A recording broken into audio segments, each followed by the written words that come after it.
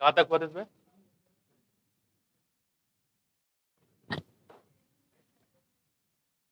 हाँ हाँ, salient feature है किसका? डबल स्ट्रेट डीएनए का, नहीं?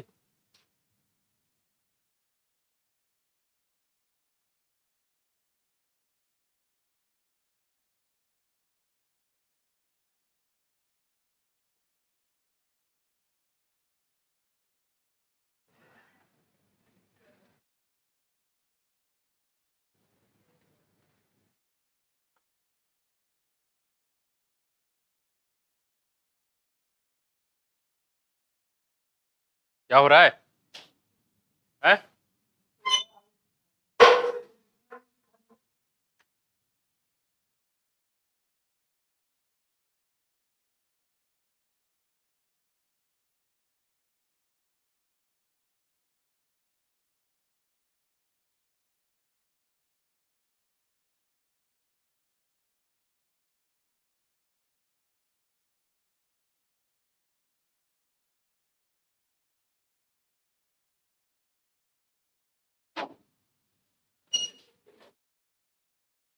इधर सीधे बैठो। क्या हो गया? बदतमीजी करो तो बाहर कर देंगे अभी।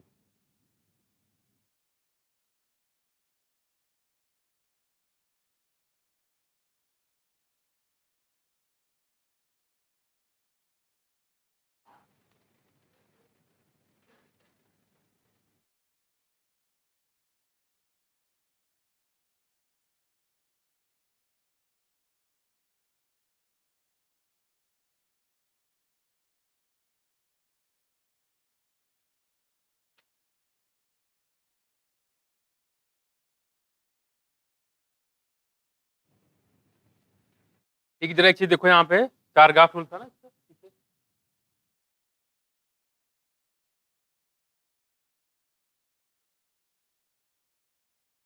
यानी कि जो डीएनए के डबल हेलिक्स मॉडल था, ये किस पे? चार ग्राफ रूल पे भी बेस्ड था। किस पे था? चार ग्राफ रूल पे भी बेस्ड था। और चार ग्राफ रूल क्या था बताओ? चार ग्राफ रूल में क्या था? हाँ, रेशियो ऑफ बराबर होता ना। हाँ, यहाँ पे प्यूरिन इक्वल टू पायरिमिडिन कर सकते हैं आप।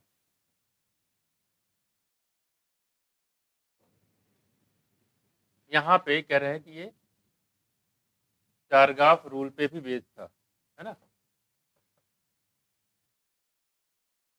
ये कह रहे हैं number one, purine is equal to pyrimidine. या प्यूरिन में ऐसे कर सकते हो कि जो प्यूरिन और पायरिमिडिन का जो रेशियो होता है, प्यूरिन और पायरिमिडिन, इनका जो रेशियो होता है ये बराबर क्या होता है? वन होता है। इसको और लिख सकते हो, प्यूरिन क्या होता है बताओ? पायरिमिडिन क्या होता है? E plus C is equal to one, ये भी कह सकते हो। ठीक। और दूसरी बात क्या है? एडनिन इक्वल टू होता है थायमिन, ग्वानिन इक्वल टू होता है साइटोसिन। ये सारी चार ग्राफ रूल्स में आते हैं। तो कोई भी इसमें ऑप्शन देके पूछ सकता है इसमें कौन सा है जो चार ग्राफ रूल में आता है। ठीक। ये सारे जो कॉन्सेप्ट थे चार ग्राफ के थे। ठीक है, इस थोड़ा सा इसको ध्यान रखिएगा। इसमें से कोई भी अलग चीज कर दे तो इसका मतलब चार ग्राफ में वो फॉलो नहीं होता है।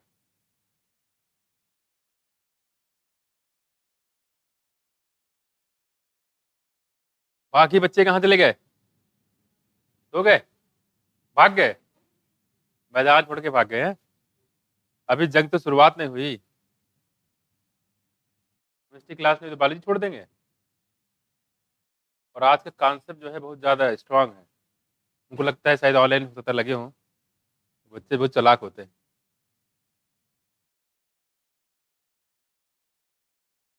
सारे जितने भी हैं सब कॉन्सेप्चुअल बेस में है, इसमें रटने वाले कम मिलेंगे आपको। तो ये हम लोग बात कर रहे थे यहाँ पे चारगाफ रूल के बेस पे, प्यूरिन इक्वल टू पाइरिमिडिन या purine upon pyrimidine equal to 1, A plus D upon T plus C equal to 1, A equal to T होता है, जी इक्वल टू सी होता है। ठीक है, थोड़ा सा ध्यान रखिएगा। ठीक है, बाकी इसमें जब हम क्वेश्चन करवाएं, क्वेश्चन के साथ में करवाएं किस किस टाइप क्वेश्चन यहाँ पे बनते हैं। अब कह रहे जो सेलियंट फीचर है डबल हेलिक्स मॉडल की तरह, उसको देख लो। salient features of the double helix structure of the DNA। देखो कह रहे कि it is made up of 2 polynucleotide chain, 2 polynucleotide chain के मिलकर बना होता है। वेयर द बैकबोन किसका बना होता है बोलो, शुगर और फास्फेट का। जो बेस होता है प्रोजेक्ट इनसाइड, मार्क करो। ये पूछ कौन सेंटेंस में गलत है। बेस अंदर तरफ होते हैं, बाहर की तरफ नहीं होते हैं। जैसे ये देखो, ये हो गया शुगर फास्फेट, शुगर फास्फेट ऐसे होता है। ठीक है, और बेस अंदर तरफ होते हैं, देखो ऐसे बेस अंदर तरफ होते हैं। ये तो बेस जो है अंदर तरफ होंगे, शुगर फास्फेट का बैकबोन बना होगा। The two chain have anti parallel polarity, और यहाँ जो चेन होता है इसकी पोलैरिटी कैसी होती है, एंटी पैरेलल। अगर ये 3 प्राइम से 5 प्राइम है तो ये क्या होगा, 5 प्राइम से 3 प्राइम होगा। एंटी पैरेलल होते हैं, कैसे होते हैं, एंटी पैरेलल। ठीक है, देखो क्या मतलब, देखो it means if one chain has the polarity 3 prime 5 prime 3 prime, the other will be 3 prime 5 prime. ये दो कॉन्सेप्ट हुए इसके डीएनए के डबल हेलिक्स मॉडल के। अब देखो जरा आगे,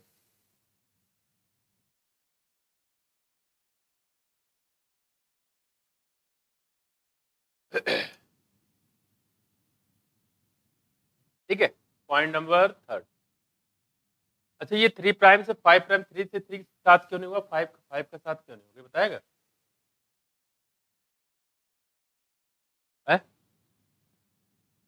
शुगर पे कार्बन, कार्बन का नंबर कॉम्प्लीमेंट्री, कॉम्प्लीमेंट्री तो उल्टा करते तब भी हो जाएगा, उसमें क्या है। अब ये पूछ रहे हैं कि दोनों साइड में 3 या 5 क्यों नहीं किया गया, नहीं समझे? अरे भाई ये डीएनए हो गया, यहाँ 5 कर दो, यहाँ 5 कर दो, ये 3 कर दो, ये 3 कर दो, क्या दिक्कत है, कोई दिक्कत है? बेस पेयर क्या मतलब, बेस पेयर तो तब भी आ रहे हैं, पहले भी आ रहे थे। सेम क्या, अपोजिट नहीं हो सकता, इसमें कॉम्प्लीमेंट्री हो जाएगा इसमें भी। क्या, ये तो हम भी कह रहे हैं कि वैसा होना चाहिए, लेकिन ऐसा कर देंगे तो क्या दिक्कत है, हम ये तो कह रहे हैं।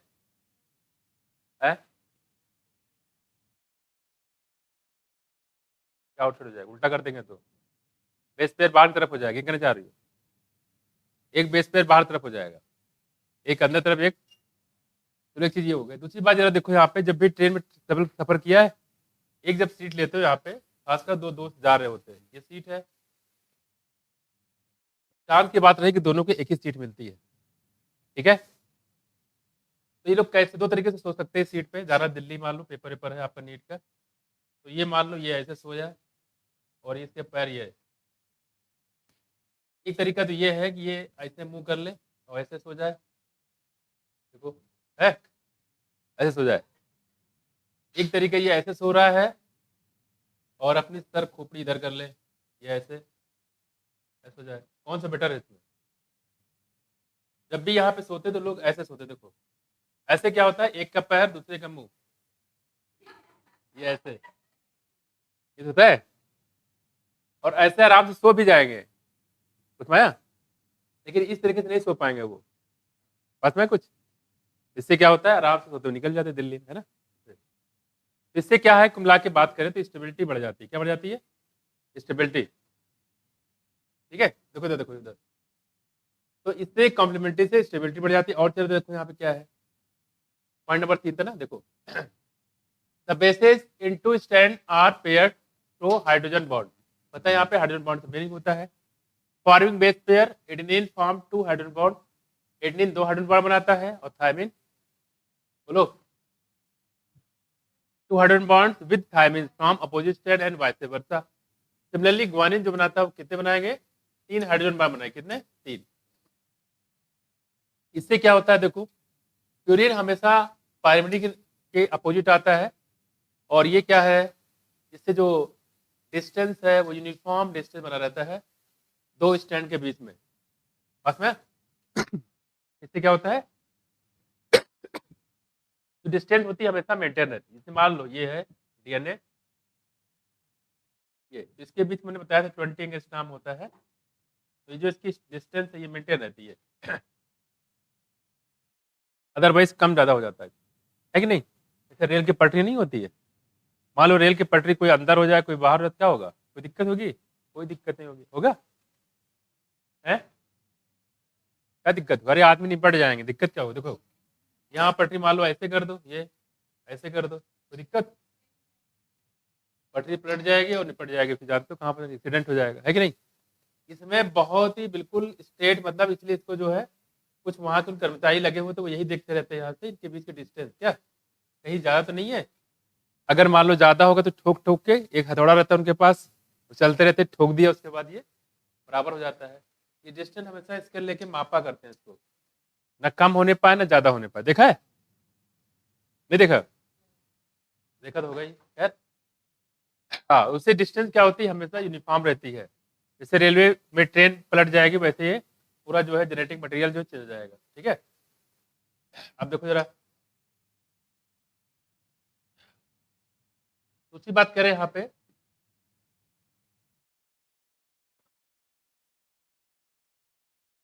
फिर जो दो चेन होते हैं, two chains are coiled in a right handed fashion. इकलौता एक डीएनए बताया था, कौन सा है वो, जेड डीएनए। जेड डीएनए में जो होता है वो कैसा होता है, लेफ्ट हैंडेड होता है, बाकी सारे डीएनए में कैसा होगा, राइट हैंडेड। और हम लोग जो डीएनए की बात कर रहे हैं कौन सा डीएनए है, बी डीएनए है, कौन सा, बी है। Right handed fashion, the pitch of the helix is 3.4 nanometre. Pitch जो होता है कितना होता है, 3.4 नैनोमीटर होता है, ठीक है, कितना, 3.4 नैनोमीटर। अब देखो यहाँ पे, इज 1 बिलियन ऑफ मीटर, एक मीटर का कितना टाइम होता है, दैट इज 10 पे power minus 9 metre. And there रफली 10 बेस पेयर होते हैं, कितने, 10 बेस पेयर होते हैं, कितने, 10 बेस पेयर में होते हैं, है ना, इन एज। यहाँ जो पिच की लंबाई होती है 3.4 नैनोमीटर होता है, ठीक है।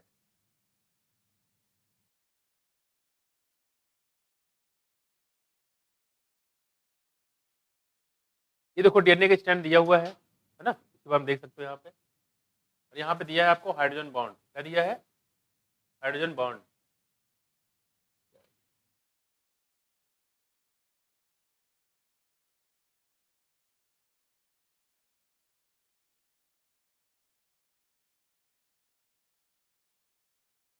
कहाँ लिखा है, ये रीड नहीं कर रहा है,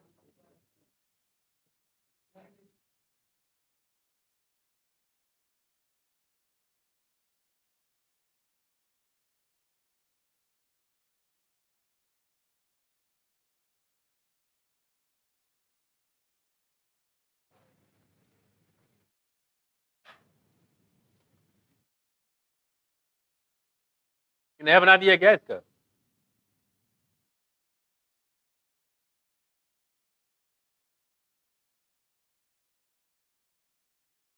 बनाया गया पीडीएफ को अलग टाइप।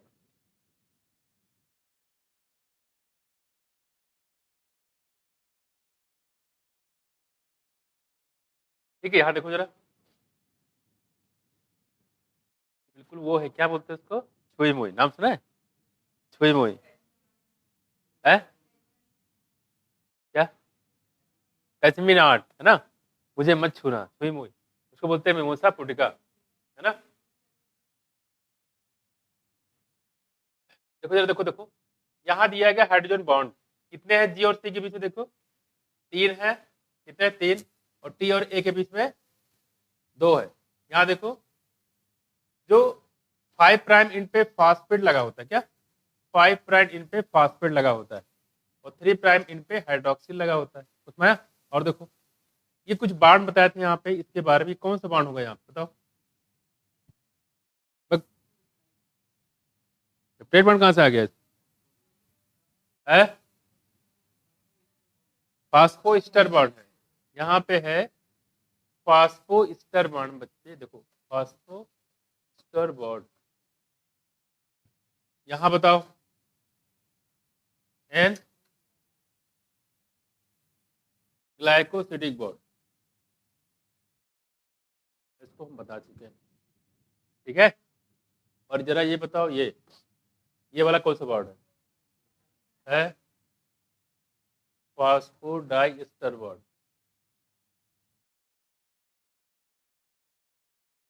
है ना। ये देखो ये है, बाकी आपने हाइड्रोजन बॉन्ड देख ही लिया, यहाँ पे 2 हाइड्रोजन बॉन्ड है और यहाँ पे 3 हाइड्रोजन बॉन्ड है, ठीक। अब देखो इस तरह से डिस्टेंस होती है हमेशा ये मेंटेन रहती है, ठीक। अब देखो आगे बॉन्ड याद रखना, किसी किसी के बीच पूछ जा रहा है, गड़बड़ मत कर देना। अब जाओ इधर, turn constantly the distance between a base pair in a helix is approximately कितना होता है बताओ, 0.34 नैनोमीटर, ठीक है।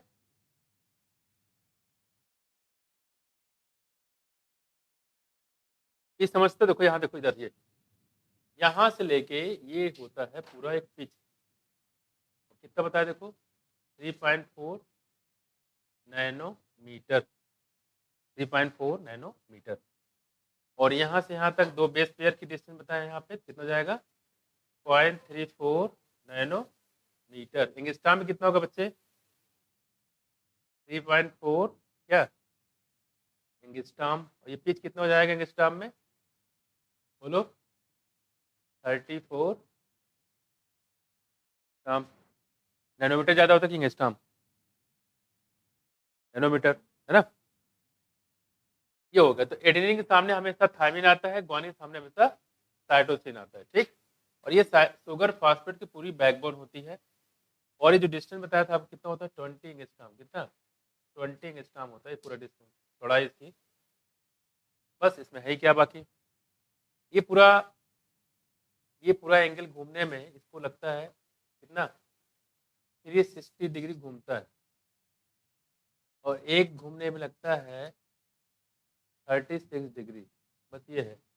और जिस डीएनए के बारे में बात कर रहे हैं कौन सा डीएनए है, ये डी डीएनए, कौन डीएनए दिक्कत, ये जनरल स्टडी है डीएनए के बारे में, किस तरीके से पूरा डीएनए का ये इसमें पाया जाता है, एडेनिन थायमिन ग्वानिन साइटोसिन ऐसे चलता रहता है, ठीक। कह रहे कि between a base pair in a helix is 0.34 nanometre, plane of one base pair stack over the other. क्या देखो यहाँ पे एक जो एडेनिन होता है वो थायमिन से यहाँ पे स्टैक करता है, जुड़ गया देखो ये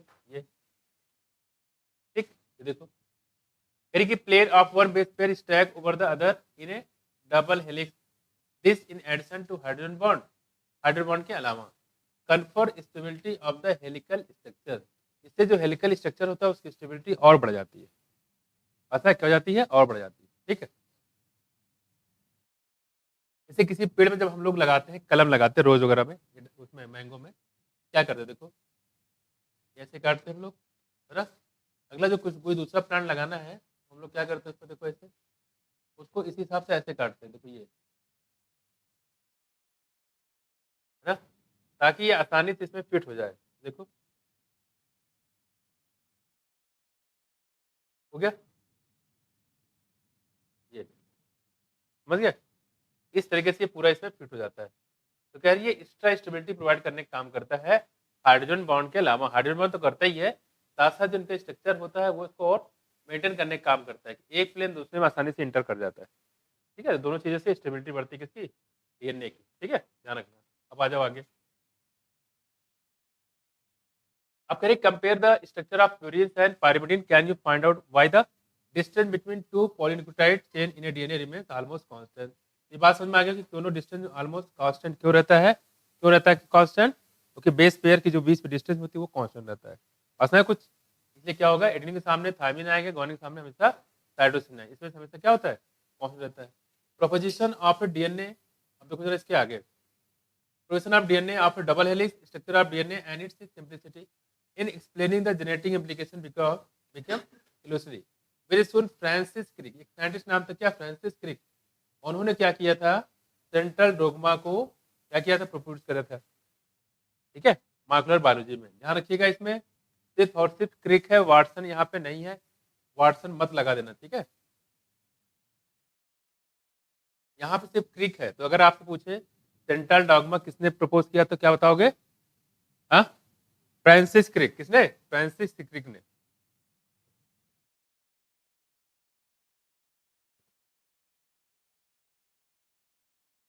फ्रांसिस क्रिक ने जो है सेंट्रल डोगमा का कॉन्सेप्ट दिया था, ठीक है।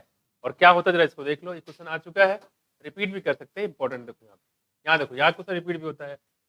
Central dogma in molecular biology which state that genetic information flow, genetic information कहाँ से कहाँ ट्रांसफर होता है, देखो डीएनए से आरएनए, आरएनए से प्रोटीन, ठीक है। देखो ये डीएनए है, डीएनए से कहाँ गया? डीएनए में, ठीक है। और डीएनए से जब डीएनए बनता है तो क्या बोलते हैं? रिप्लिकेशन। डीएनए से एमआरएनए बनता है, ट्रांसक्रिप्शन। तो डीएनए से आएगा एमआरएनए में, एमआरएनए से आएगा प्रोटीन में, इसको क्या बोलेंगे हम लोग? ट्रांसलेशन। ये क्या होगा? ट्रांसक्रिप्शन। इसी स्टेट को हम लोग बोलते हैं क्या? Central dogma. स्ट्रेट लाइन चलती है, देखो ऐसे।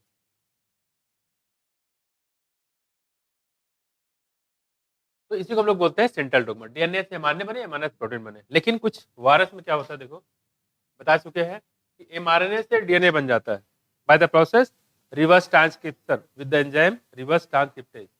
उल्टा हो जाता है, देखो। तो क्या ये सेंट्रल डोगमा को फॉलो कर रहा है? हा? नहीं फॉलो कर रहा है। तो इसलिए ये जो है सेंट्रल डोगमा का अपोज करता है, रिवर्स ट्रांसक्रिप्शन। अगर आपसे पूछे कौन सेंट्रल डोगमा को फॉलो नहीं करता है, तो बताइए। कुछ वायरस होते हैं जैसे कि HIV, flow of information is in reverse direction, इसमें रिवर्स डायरेक्शन हो जाता है। That is from RNA DNA, can you suggest simple name of this? क्या कर सकते हो? HIV। बात नहीं करो। तो HIV वायरस जो है सेंट्रल डोगमा को फॉलो नहीं करता है, और पूछा गया कई बार, ये रिपीट भी किया गया, इसको ध्यान रखिएगा, ठीक है। तो रिपीट हो सकता है। तो डीएनए से एमआरएनए बने, एमआरएनए से प्रोटीन बने, स्ट्रेट लाइन में वन में चले, उसको बोलेंगे सेंट्रल डोगमा। और अगर ये रिपीट कर जाए तो मतलब सेंट्रल डोगमा फॉलो नहीं करता है, ठीक है। तो सारी प्रोसेस हम लोग स्टेप बाय स्टेप पढ़ेंगे यहाँ पे, ठीक। अब देखो आगे। तो रिवर्स ट्रांसक्रिप्शन जो है ये इसकी वजह से सेंट्रल डोगमा फॉलो नहीं करता। और सेंट्रल डोगमा दिया किसने था? वाटसन ने, क्रिक ने? हाँ, वाटसन क्रिक मत लगा देना, क्रिक ने दिया था। अब बात करते हैं डीएनए की। अगर आप देखो तो डीएनए काफी बड़ा होता है, बता चुके 2.2 मीटर का होता है, और न्यूक्लियस का साइज बहुत छोटा होता है। तो इस छोटे से न्यूक्लियस में डीएनए को हम लोग रखते कैसे हैं, उसके बारे में यहाँ पे बताया गया है, ठीक। चलो देखो,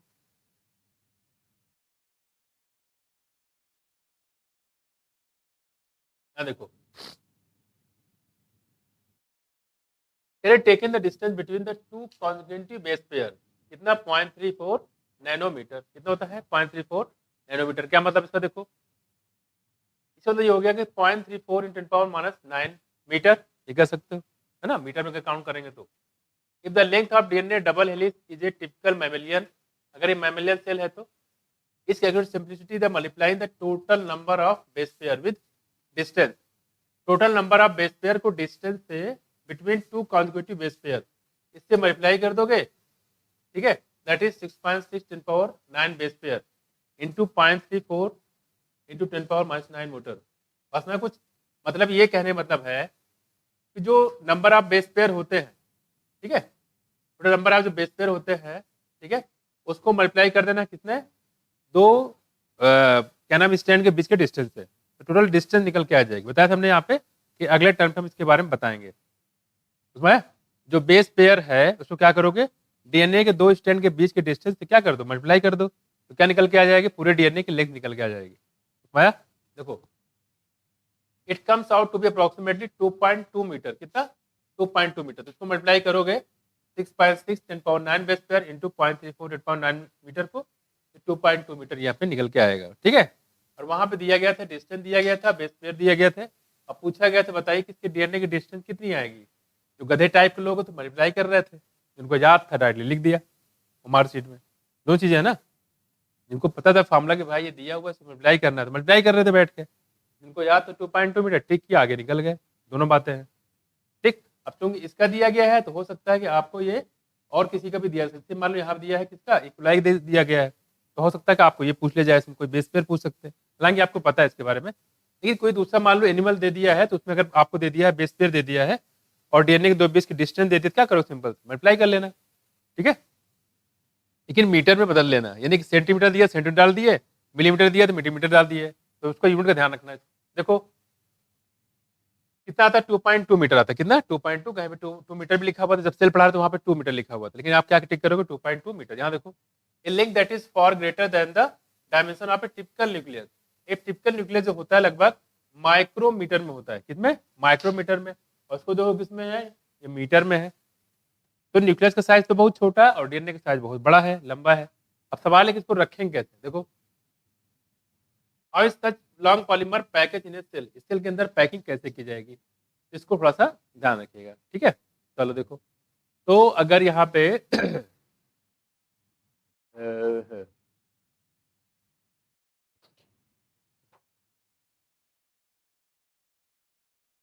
ये हम लोग बात करें यहाँ पे किसकी, देखो इसके बाद देखो यहाँ दिया गया है, इफ द लेंथ ऑफ इक्वलाई कितना दिया है, 1.36 मिलीमीटर दिया हुआ है, लेंथ दिया हुआ है।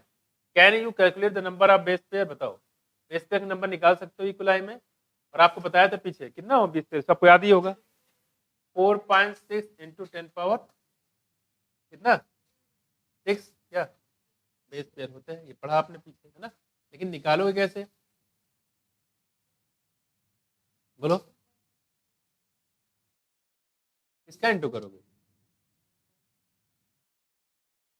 ये लिखा है 1.36 मिलीमीटर, इसको चेंज करो मीटर में, ठीक है। ये क्या दिया है, हाँ 10 की पावर -3 मिलीमीटर से आगे इसमें मीटर में, तो ये तो आपको दिया है क्या, ये लंबाई दी हो गई, डीएनए की लंबाई दी गई है, ठीक है, ये पूरी डीएनए की लंबाई दी गई है। फिर बताओ आगे, हाँ नंबर ऑफ बेस पेयर कितने बताओ, 4.6 इंटू 10 पावर 6 ये होता है। Distance between two base pair क्या पूछा है, इफ लेंथ आप इतना दिया है, यानी नंबर ऑफ बेस पेयर इन्हें इक्वलाई, हालांकि आपको याद है कितना आएगा, बताओ, ये तो वही निकाल ही लिया है, इसमें करना क्या है, ये निकल के आएगा 4 से निकल के आएगा। और यहाँ डिस्टेंस कितना रखोगे, डिस्टेंस तो दिया नहीं है ना, तो कितना रखोगे इसे, अगर मान लो ये ले लेते हैं, नहीं नहीं, ये तो पूरा डीएनए की लेंथ है, ये पूरा डीएनए की लेंथ है ना ये, ठीक है। तो यहाँ पे क्या करोगे, मान लो एन कर दो, यहाँ तो लॉग की वैल्यू दे दिया है, इसको बेस पेयर दिया ना, कितना कर दोगे, निकालोगे तो इतना आएगा पूरा, तो ऑलरेडी निकला हुआ है, निकालो तो निकल के आ जाएगा, लंबाई से डिवाइड कर देंगे ना, ठीक है, वही तो है बेसिकली। इसको आप ऐसे कर दो, जो बेस पेयर है इनके, इसमें नंबर ऑफ बेस पेयर पूछा गया है, जैसे यहाँ देखो क्या था, देखो इधर देखो, यहाँ पे इनका जो दो दिया दिया 0.34 मीटर, उसको क्या कर दिया 6.6 बेस पेयर से क्या किया गया है, मल्टीप्लाई कर दिया, तो निकला क्या यहाँ पे डिस्टेंस निकला है, क्या निकला है डिस्टेंस, तो चूंकि यहाँ डिस्टेंस दिया हुआ है, ठीक है, तो यहाँ क्या कर दोगे, देखो यहाँ पे आपको दिया है 4.6 10 पावर कितना, अब तुम हाँ इसमें यहाँ कितना रखोगे 0.34 ही रखोगे, कितना रखोगे 0.34 ही रखोगे, भाई डीएनए तो हम ये लेके चलेंगे ना, जब नहीं दिया तो क्या करोगे, 0.34 ने दिया है तब निकल के आ जाएगा डिस्टेंस, हाँ वही कह रहे हैं ना, तो आप 0.34 लेके चलोगे, आपको जो दिया हुआ है, ठीक है, बेस पेयर निकालना है तो आप इसकी वैल्यू 0.34 रख दोगे, तो इसकी डिस्टेंस निकल के आ जाएगी, ठीक है। 4.6 10 पावर 6 बेस पेयर, हो सकता है इस बार ये वैल्यू दे के आपसे पूछ सकता है, लेकिन मुश्किल है कि पूछेगा आपसे, आपको डायरेक्टली पता है ना 4.6 बेस पेयर, पीछे पढ़ाया था हम लोगों ने। आप करेंगे जो प्रोकैटिक होता है, इसमें देख लो, प्रोकैटिक होता है, इसमें देखो, इन प्रोकैरियोट सच है इक्वलाई, जैसे इक्वलाई की बात करें यहाँ पे, अच्छा इक्वलाई में जो डिवीजन बताया कितना बताया था, डिवीजन है, ई कुलाई में डिवीजन कितना बताया था? है?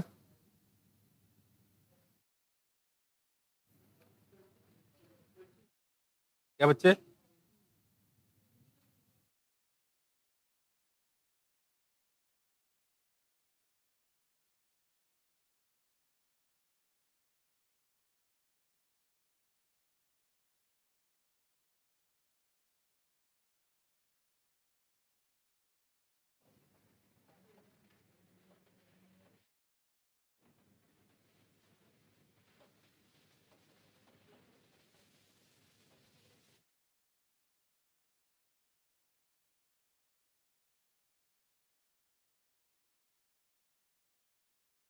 इसको ऐसे लिख लो, सुनो, ऐसे लिख लो, ऐसे कर सकते हो। यहाँ पे इन क्या है? Number of base pair.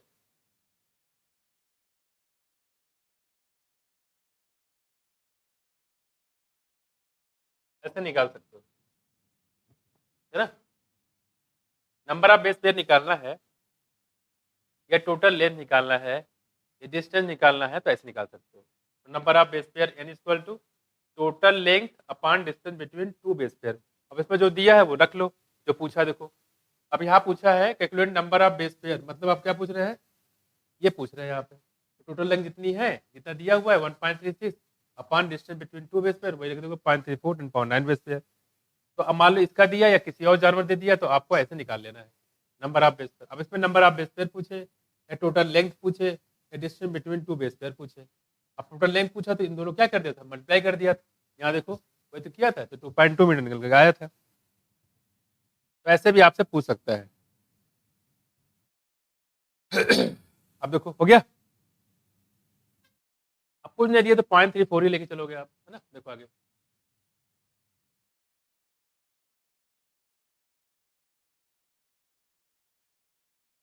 अब करें कि in prokaryote such as equalise though they do not have a defined nucleus. अब चूंकि प्रोकैरियोटिक में न्यूक्लियस तो होता नहीं है, the DNA is not scattered throughout the cell. DNA being negatively charge, mark करो।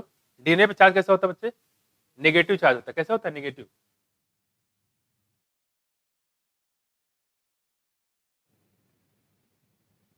ये देखो, ये आपका डीएनए दिखाया गया है। देखो क्या है? डीएनए चार्ज कैसा है? नेगेटिव। ये देखो डीएनए पूरा चार्ज है नेगेटिव, और अंदर जो गोला गोला दिख रहा है ये क्या है? Histone protein. क्या है? Histone protein. क्या है? हिस्टोन प्रोटीन, यहाँ देखो, ठीक है। ये जो हिस्टोन प्रोटीन पे चार्ज है वो कैसा है? वो है पॉजिटिव। ये है हिस्टोन,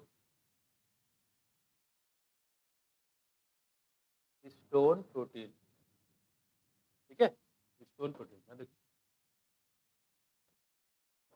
ठीक है।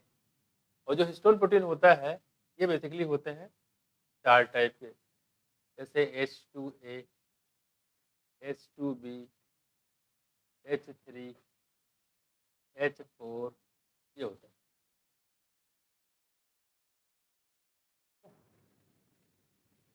H2A, H2B, H3 और H4, ये होते हैं हिस्टोन प्रोटीन, चार टाइप के। और हिस्टोन पे चार्ज कैसा होता है? पॉजिटिव, ठीक है। अब देखो यहाँ पे एक दिया आपको H1 हिस्टोन, क्या दिया यहाँ पे? H1 हिस्टोन, ये देखो। और डीएनए आपने देखा है, डीएनए चार्ज कैसा है? नेगेटिव। इसी के बारे में बात कर रहे हैं यहाँ पे, ठीक है। डीएनए चार्ज होता है नेगेटिव। देखो आगे कह रहे कि यहाँ पे जो, हाँ, डीएनए पे जो चार्ज होता है नेगेटिव होता है। कई बार पूछा भी गया है, चार्ज नेगेटिव होता है, नेचर कैसा होता है? एसिडिक होता है। और उसका नाम रखा था न्यूक्लियन। किसने? न्यूक्लियन नाम किसने रखा था?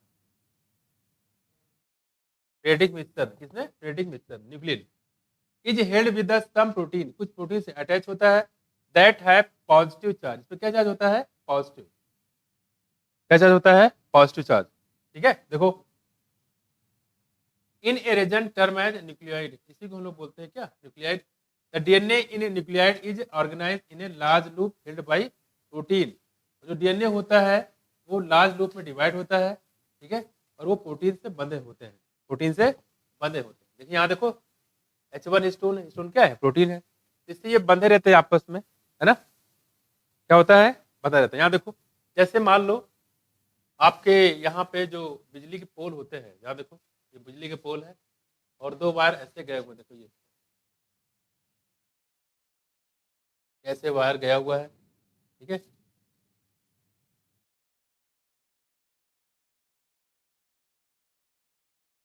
और बड़ा कर दो ताकि हमारा काम हो जाए। दूसरा जो वायर होता है आपने देखा होगा, देखो ये ऐसे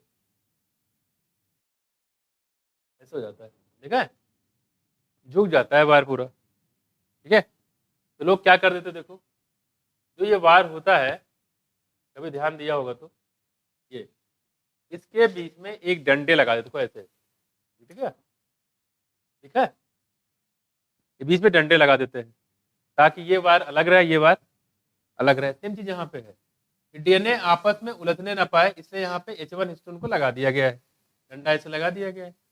तो H1 हिस्टोन का काम ही यही है कि दोनों जितने डीएनए होते हैं उनको अलग अलग करके रखना, अदरवाइज ये उलझ जाएंगे तो इनको निपटाना बड़ा मुश्किल होगा, ठीक। अब हम लोग बात करें यहाँ पे, तो देखो यहाँ पे क्या कह रहे हैं, कह रहे हैं कि ये प्रोटीन से अटैच होता है। हम यूकैरियोटिक की बात करते हैं, देखो यूकैरियोटिक में, in eukaryotic this organisation is much more complex होता है and therefore is a set of positive charge basic protein, इसको बोलते हैं हिस्टोन। बेसिक प्रोटीन में हमने आपको बताया था, कौन कौन से बताया था,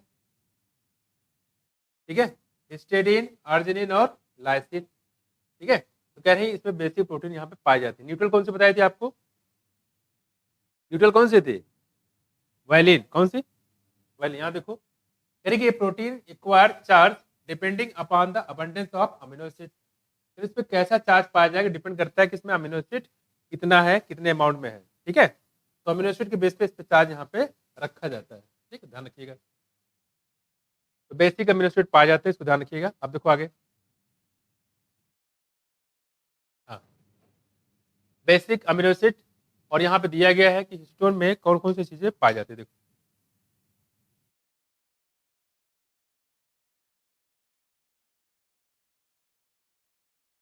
देखो कह रही कि हाँ, upper histones are rich in basic amino acid, यानी कि इसमें बेसिक अमीनो एसिड काफी ज्यादा होती है, जैसे कौन सी, लाइसिन, जैसे कि arginine. Both the amino acid residue carry positive charge, charge कैसा होगा, positive, in their side chain. Histones are organised to form unit of 8 molecule, और जो हिस्टोन होता है 8 मॉलिक्यूल के फॉर्म में ये ऑर्गेनाइज होता है, और इसलिए इसको बोलते हैं हिस्टोन ऑक्टामर। क्या बोलेंगे, हिस्टोन ऑक्टामर। तो हिस्टोन जो है 8 मॉलिक्यूल फॉर्म में ये ऑर्गेनाइज होता है, ठीक है। जो हमने 4 बताए थे, 4 के डबल कर दो तो दो दो पेयर के फॉर्म में रहते हैं, H2A, H2B, H1, H3 और H4। डबल कर दोगे तो कैसे, पेयरिंग के फॉर्म में रहते हैं तो 8 हो जाएगा। उसी की बात करें। अब कहीं जो निगेटिवली चार्ज डीएनए होता है, ये रैप करता है चारों तरफ किसके, पॉजिटिव चार्ज हिस्टोन ऑक्टामर के, to form structure called the nucleosome. और पूरा जो स्ट्रक्चर बनता है उसको क्या बोलते हैं हम लोग, न्यूक्लियोसोम। यहाँ देखो कह रहे कि ए टिपिकल न्यूक्लियोसोम की बात करें तो इसमें कितने बेस पेयर पाए जाते हैं बोलो, 200 बेस पेयर होते हैं, किसके, डीएनए हेलिक्स के, कितने, डीएनए हेलिक्स के 200 बेस पेयर पाए जाते हैं, किसमें, एक टिपिकल न्यूक्लियोसोम की बात कर रहे हैं, ठीक। आगे देखो, nucleosome constitute repeating unit of A structure in A nucleus called the chromatin. और यही जो न्यूक्लियोसोम होता है, देखो ऐसे, ये ये ये जो ये क्या बनाता है पूरा, ये बनाता है क्रोमेटिन।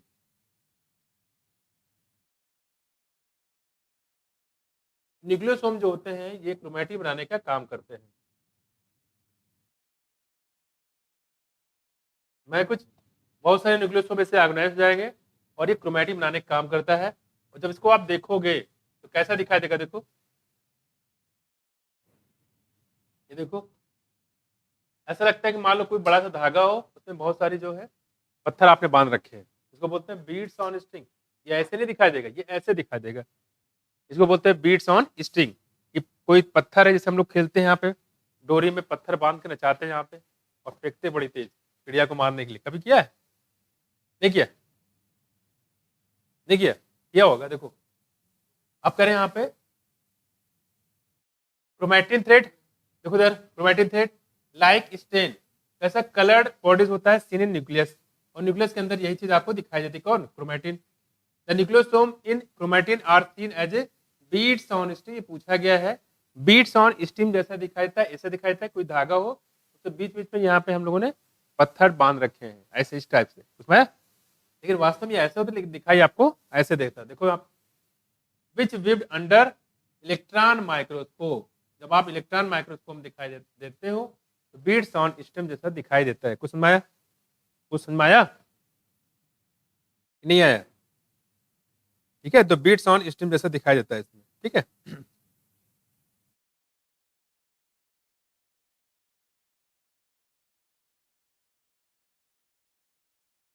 ठीक है, हो गया। तो देखो यहाँ पे, तो ये कह रहे हैं कि एक न्यूक्लियोसोम में कितने बेस पेयर होते हैं बताओ? 200 बेस पेयर होते हैं। एक न्यूक्लियोसोम में 200 बेस पेयर होते हैं, और पूरे बेस पेयर होते कितने हैं?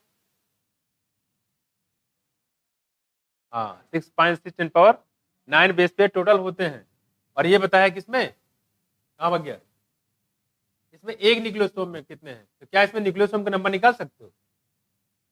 200 बेस पेयर में एक न्यूक्लियोसोम होता है, तो 6.6 × 10⁹ बेस पेयर निकाल लोगे, डिवाइड कर दीजिएगा, निकल के आ जाएगा। कर लोगे? 200 में इतने तो उसमें कितने, 200 डिवाइड कर कितना बताओ, कितना आएगा? 3.3 × 10⁶ है, 7 आ जाएगा। सही जाओगे। आकांक्षा कहाँ गई? क्या तुम लोग अलग अलग हो गए? दोस्ती खत्म हो गई? बस यही थी दोस्ती? है? है? कितना?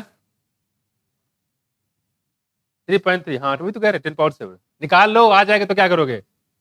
3.3 × 10⁻7। ठीक है, वही काम करना है आपको, कि आपको पता है यहाँ पे कि 200 बेस पेयर होते हैं एक न्यूक्लियोसोम में, तो 6.6 में कितना हो जाएगा, है कि नहीं?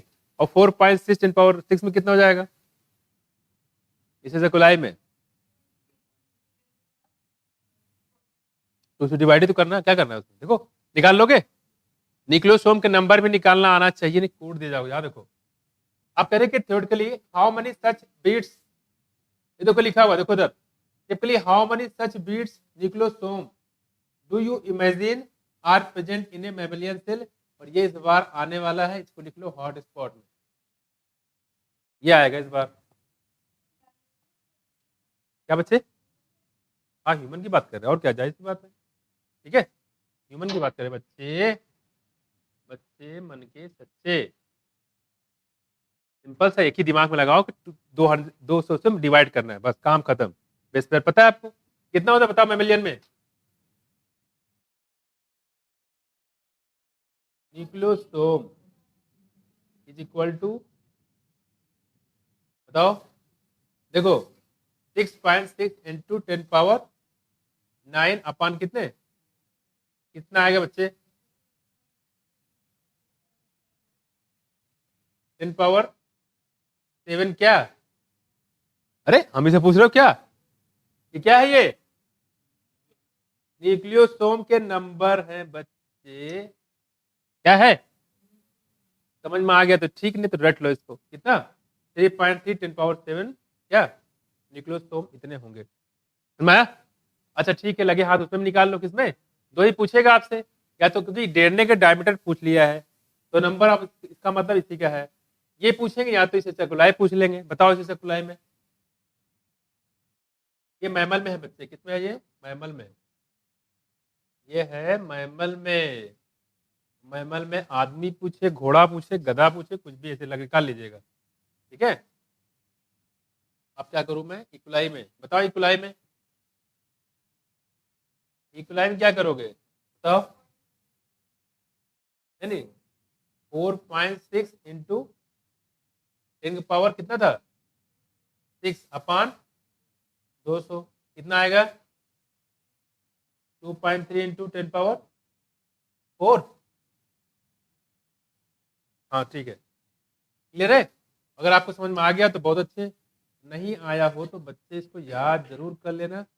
डायरेक्ट ही करोगे, याद कर लो तुम्हारे लिए ज़्यादा सही रहेगा, एग्जाम में टाइम बचेगा। ठीक है, ये हार्ड स्पॉट में है, ऐसा दो दिया हुआ है और दो ही में से पूछेगा, और घोड़ा गधा नहीं पूछेगा आपसे। ठीक है, ऐसे ये, हाँ मैमल दिया तो मैमल में मतलब कुछ भी पूछ सकते हैं। Man, app, monkey, guerrilla, Gibbon, बात में कोई भी दे सकता है। तो पूछे गिब्बन को बताओ कितने होंगे, गुरिल्ला देगा आप थोड़ा सा पगला देगा आपको, नहीं तो आपको पगलाना नहीं है। देखो अरे बीट्स और स्ट्रिंग क्लियर हुआ, इधर आ गया, निकाल लोगे नंबर ऑफ बेस पेयर और नंबर ऑफ न्यूक्लियोसोम, निकाल लेना इसको। कह रहे कि the beads on string structure in chromatid is package to form chromatin fibre. और ये क्या बनाता है बच्चे, देखो याद करिए, क्रोमेटिन फाइबर कौन बनाता था? क्रोमेटिन फाइबर, फिर भूल गए, स्पिंडल फाइबर। क्रोमेटिन फाइबर जाके स्पिंडल फाइबर बनाता था। यहाँ देखो कह that are further coiled and क्या लिखा, condense at metaphase stage of cell division to form the chromosome. यही जाके आगे क्या बनाता है? क्रोमोसोम बनाता है। ठीक है, अब देखो इग्नोर कर लिया इसको, नोट कर लिया नहीं किया, कर लिया ना, गड़बड़ मत कर देना। यहाँ देखो अब करें कि यहाँ पे या देखो the packaging of chromatin at a higher level require additional set of protein that protein refer to as क्या, histone and non histone protein. कह रहे कुछ अलग टाइप के प्रोटीन की जरूरत पड़ती है। अब डिपेंड करता है भाई, कुछ लोग ऐसे होते हैं जो एरोप्लेन से भी चलते हैं, और कुछ लोग ऐसे हो जो कार से चलते हैं, कुछ लोग ऐसे हैं जो टू व्हीलर चलते हैं, कुछ लोग साइकिल से, कुछ पैदल चलते हैं। तो अपना अपना स्ट्रेटजी है। यहाँ देखो यार, इधर इधर देखो, मतलब ये कहने का है, इधर देखो, इधर बात नहीं करो, बड़ा मजा आ गया। कहाँ से जा रही है? देखो देखो डीएनए पे चार्ज कैसा बता, पॉजिटिव नेगेटिव। हिस्टोन पे कैसा चार्ज, ठीक है।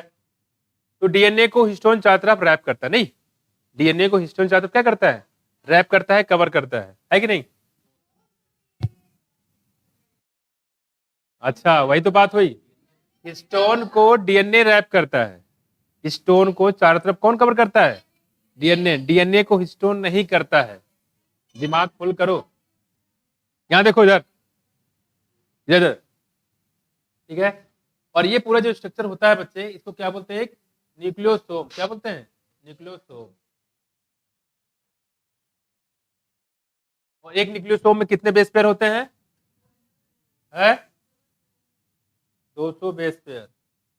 कितने? 200 बेस पेयर। और ये बहुत सारे जो न्यूक्लियोसोम का ग्रुप होता है, ये देखो ये यहाँ पे H2A, H2B, H3 और H4 ये पाए जाते हैं। और उनके ग्रुप को क्या बोलते हैं? क्रोमैटिन। और क्रोमैटिन वर्ड किसने दिया था? फ्लेमिंग ने। इलेक्ट्रॉन माइक्रोस्कोप से देखोगे तो यही क्रोमैटिन दिखाई देंगे, बीट्स ऑन स्ट्रिंग जैसे। कुछ माया हो गया? कह रहे हैं कि इसकी पैकेजिंग करने के लिए कुछ अलग टाइप के प्रोटीन की जरूरत भी पड़ती है, ठीक है। और उस प्रोटीन का नाम है हिस्टोन प्रोटीन, और दूसरा है नॉन हिस्टोन प्रोटीन। देख लेते हैं यहाँ पे, हिस्टोन प्रोटीन जो होगा वो एक्टिव होता है, नॉन हिस्टोन प्रोटीन जो इनएक्टिव होता है, ठीक है। देखो तो कह रहे कुछ एडिशनल प्रोटीन जरूरत पड़ती है, जिसकी नाम का नाम क्या है? नॉन हिस्टोन प्रोटीन, या इसको एनएससी बोलते हैं। क्या बोलते हैं? यहां पढ़ रहे हैं एनएससी, आगे चल के पढ़ेंगे एलएससी, है लाइट हार्वेस्टिंग कॉम्प्लेक्स। यहां देखो non histone protein NSC in typical nucleus some region of chromatin are loosely pack. कुछ क्रोमैटिन होता है लूजली पैक होता है, स्टेन लाइट और लाइट कलर लेते हैं, and are refer to as euchromatin. क्या बोलेंगे? यूक्रोमैटिन, ठीक है।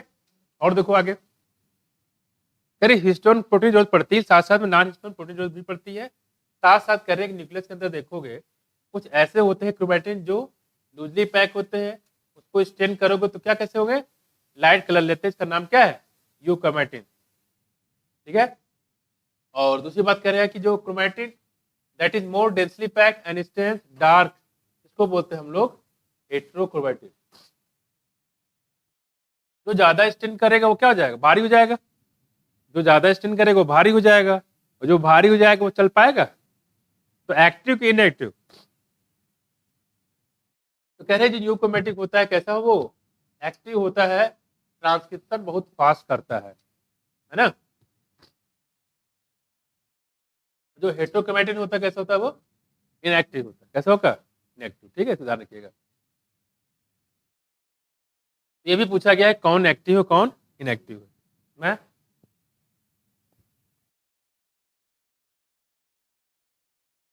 न्यूक्लियोसोम, एक न्यूक्लियोसोम कितने बेस पेयर होंगे बताओ?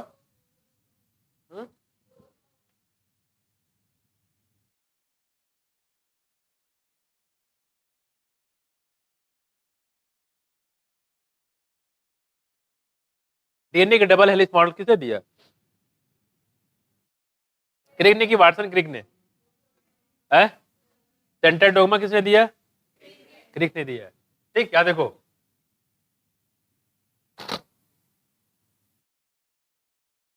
उसको समझना जरा इसमें। अब ये कह रहे हैं कि ये सब सारी बातें अभी कर ली यहाँ पे। अब कह रहे हैं कि जो जेनेटिक मटेरियल उसकी अभी जो वेरिफिकेशन जांच जो है वो अभी अभियान जारी है कि वास्तव में जेनेटिक मटेरियल है क्या। अभी तक पता नहीं चल पाया जेनेटिक बना किसका है, प्रोटीन का है कि कार्बोहाइड्रेट का है कि फैट का है, पता नहीं चल पाया है। देखो अब कह रहे सर्च फॉर जेनेटिक मटेरियल। अब जेनेटिक मटेरियल की जो सर्च करना जारी है। देखो even though the discovery of nuclein by mister ने न्यूक्लियन की डिस्कवरी कर दिया था in the year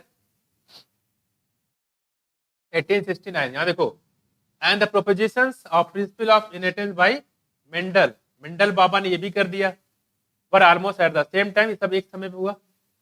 but the DNA act as genetic material look long to be discovered and prove by the proven. यहाँ देखो लेकिन जो है डीएनए जो है जेनेटिक मटेरियल है, ये प्रूफ हो पाया, बहुत लंबा समय लग गया इसको। ठीक है, इसमें यहाँ देखो बाय 1926 एक साइंटिस्ट आए, sorry by 1926 question to be determine the mechanism for genetic inheritance had reach the molecular level. इस समय जो जेनेटिक लेवल था मार्कुलर लेवल पे पहुंच चुका था। मतलब लोग ऐसा मानने लगे थे कि जो डीएनए है वो मार्कुल का बना हुआ है। ऐसा है कुछ। आगे देखो previous discoveries by Gregor Mendel ने काफी किया, वाल्टर सुटार ने किया, थॉमस हंट मार्गन ने किया and numerous other scientist had narrowed the search to the chromosome located in the nucleus of most cell. यहाँ पे सिर्फ उन्होंने क्रोमोसोम के बारे में बताया, डीएनए के बारे में कोई प्रॉपर जानकारी नहीं दे पाए।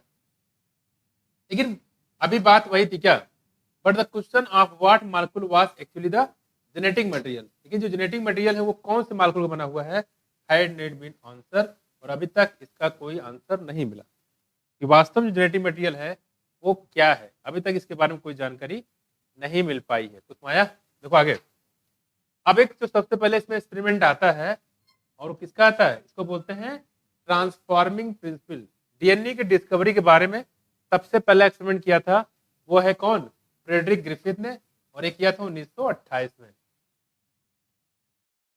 फ्रेडरिक ग्रिफिथ ने किया 1928 में किया, और कई सारे एक्सपेरिमेंट उन्होंने कर डाले। एक्सपेरिमेंट किया किस पे था, स्ट्रेप्टोकाकस निमोनी बैक्टीरिया पे। ठीक है, जो क्या काज करता था, निमोनिया। क्या काज करता था, निमोनिया। तो पहली चीज ध्यान रखिएगा कि ट्रांसफॉर्मिंग प्रिंसिपल दिया किसने था, क्या बताओगे, कब दिया था, 1928 में। इसमें 1928 पे, और किस पे एक्सपेरिमेंट किया था इन्होंने, स्ट्रेप्टोकाकस निमोनी पे, जो कौन सी बीमारी काज करता था, निमोनिया। जो निमोनिया काज करने का काम करता, साथ साथ इन्होंने चूहा भी लिया था। क्या, चूहा। चूहा इसलिए लिया जाता है कि नहीं।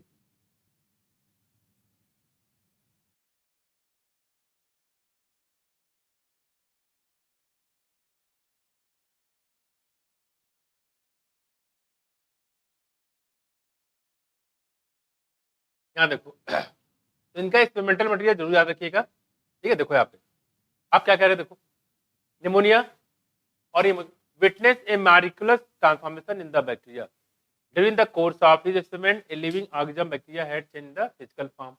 यानी जब ये इसका डिवीजन होता है तो इसके फिजिकल फॉर्म में अंतर आ जाता है। जैसे प्रेजेंट टाइम में है, मान लो बहुत सारे कास्ट डिवीजन बटा हुआ है ना। जैसे कुछ लोग कहते हैं हम हिंदू हैं, कुछ लोग कहते हैं मुस्लिम हैं, और आप मुस्लिम पहुंच जाओ चाहे हिंदू पहुंच जाओ तो क्या वहां पे शांति है, नहीं है।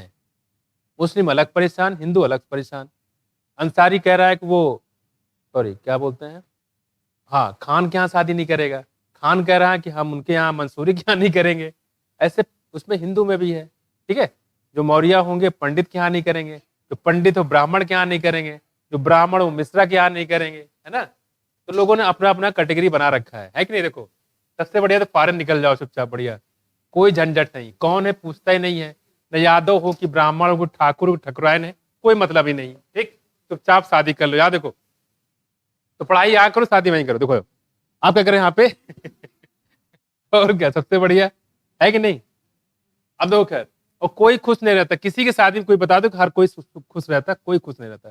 किसी न किसी का मुंह जो है टेढ़ा ही रहता है कि नहीं? अगर देखो यहाँ देखो, कहने मतलब यहाँ पीछे है, इधर देखो इधर।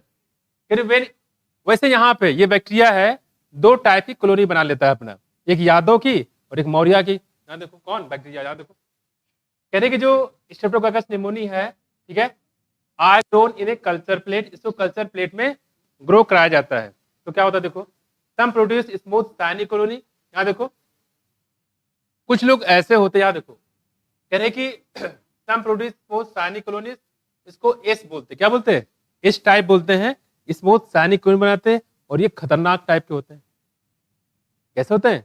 खतरनाक टाइप के होते हैं। यहाँ देखो यही बीमारी काज करते हैं खासकर। देखो वाइल अदर जो होते हैं वो रफ कॉलोनी बनाते हैं।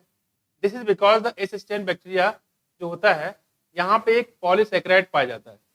जो एस टाइप होता है उसमें क्या पाया जाता है? पॉलीसेकेराइड की कोटिंग होता है, ठीक है। जबकि जो आर वाला होता है, आर वाला, R strain does not, R strain में ये पॉलीसेकेराइड कोटिंग नहीं पाई जाती है।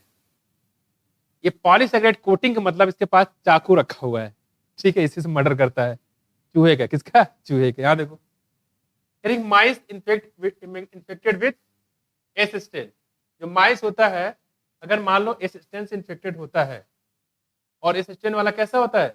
चाकू रखा है, तो जाहिर सी बात, तो क्या होगा? सब में तो होगा नहीं। सब आदमी चाकू पिस्टल रखता है? आपने देखा कुछ आदमी होते हैं आसपास गनर रहते हैं। यहाँ पे गनर क्यों लगा रखा है? इसका मतलब कुछ गड़बड़ किया होगा, तब भी गनर लेके टहल रहे हैं। पता नहीं कब कौन मार दे किस समय, है कि नहीं? यहाँ देखो तो जो एस स्टेन होता है कैसा होता है? वायलेंट होता है और ये खतरनाक होता है। देखो कह रही कि जब चूहे में इन्फेक्शन हो जाता है एस स्टेन का, वायलेंट है, तो चाकू से मार देगा किसको? चूहे को। तो चूहे की जान चली जाती, चूहा मर जाता है। यहाँ देखो डाई फ्रॉम निमोनिया, उसको क्या हो जाएगा? निमोनिया हो जाएगा। But mice infected with R strain do not develop pneumonia, को निमोनिया नहीं होता क्योंकि उसके बाद पॉलीसेकेराइड कोटिंग नहीं, उसके पास चाकू नहीं से मारता है। चाकूले से क्या है? चाकूले। कौन? आर वाला। अब देखो यहाँ पे, यहाँ देखो कह रहे कि यहाँ पे एस स्टेन जो होता है इसको क्या किया हमने? माइस में इंजेक्ट किया, राम नाम सत्य हो गया। देखिए जब आर स्टेन को डालते हैं माइस में, राम नाम सत्य नहीं होता है, माइस जिंदा रहता है, मुस्कुराता रहता है।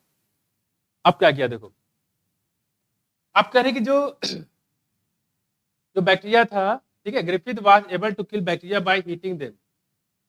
माइस ने, सॉरी, ग्रिफिथ ने क्या किया? जो एस स्टेन वाला था उसको हीट किल कर दिया, फ्राई कर दिया, रोस्टेड बना दिया। किसको? एस स्टेन वाले को। फिर क्या हुआ? जब माइस के अंदर डालते हैं रोस्टेड किया हुआ एस स्टेन बैक्टीरिया को, तो माइस का राम नाम सत्य नहीं होता है, माइस जिंदा होता है। लेकिन एस स्टेन हीट किल वाले को आर स्टेन वाले को साथ मिला के जब डालते हैं तो किसमें? चूहे में। चूहे का राम नाम सत्य हो जाता है। सवाल ऐसा क्यों हो गया? क्यों हुआ शीतल? क्यों हुआ ऐसा? आत्मा अमर है, आत्मा भटकती रहती है, नहीं है? हमने बोला फूट देंगे सही जाओगे, जा देखो हमने बोला इसलिए। देखो ज्यादातर कैसे हुआ? आत्मा क्या कहती है? क्या अमर है, एक शरीर को छोड़ के दूसरे शरीर में ये ट्रांसफर होती रहती है। यहाँ आत्मा वाला खेल चल रहा है, ऐसा है क्या? आत्मा है कि भूत प्रेत है कुछ है? देखो यहाँ देखो, जो एस स्टेन वाला था ये तो मर गया। क्या हो गया? मर गया। आर स्टेन वाला तो जिंदा ही है, ठीक है। तो एस स्टेन वाले का जो जेनेटिक मटेरियल है ये तो खुद मर गया। बोले कि हम तो मर गए हैं, लेकिन क्या काम करो कि हमारा जो कुछ सामान रखा वो तुम लेते जाओ। बोले ठीक, रख लेते हैं। उसको क्या पता चाकू दे रहा है हमको। जब इसने दे दिया इसको, यानी कि क्या होगा? ये वायलेंट बन गया, अभी चाकू लेके ये टहलने लगा।